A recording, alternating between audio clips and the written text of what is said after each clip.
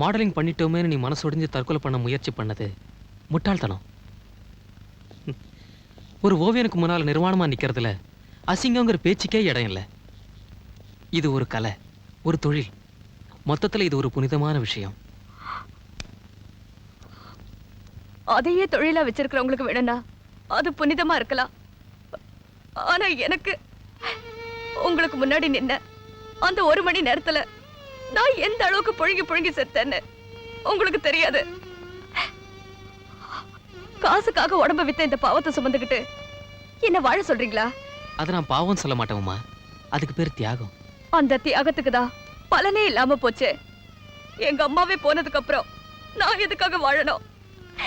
உங்க அம்மாவுடைய கனவுகளுக்காக. அவங்களதான் நீ காப்பாற்ற முடியாம போச்சு.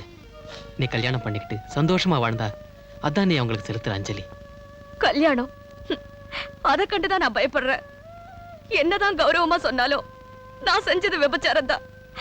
ஒரு பெரிய களங்கத்தை சுமந்துக்கிட்டு என்ன ஒருத்தர்கிட்ட ஒப்படைக்க எனக்கு என்னங்க தகுதி இருக்கு? அது துரோகம் இல்லையா? இதோ பாருமா, நீ யாரோ ஒருத்தருக்கு வாழ்க்கப்பட்டதானே இந்த பிரச்சனை. எனக்கு வாழ்க்கப்பட்ட உன் மேல இருக்கிற அனுதாபத்தினால நான் இது சொல்லல. தியாகி ஆகணுங்கிற ஆசையும் எனக்கு இல்லை. வாழ்க்கையில எனக்கும் ஒரு துணை தேவை. அந்த துணை உன்ன மாதிரி ஒரு உன்னதமான பெண்ணா இருந்தா நான் ரொம்ப சந்தோஷப்படுவேன்.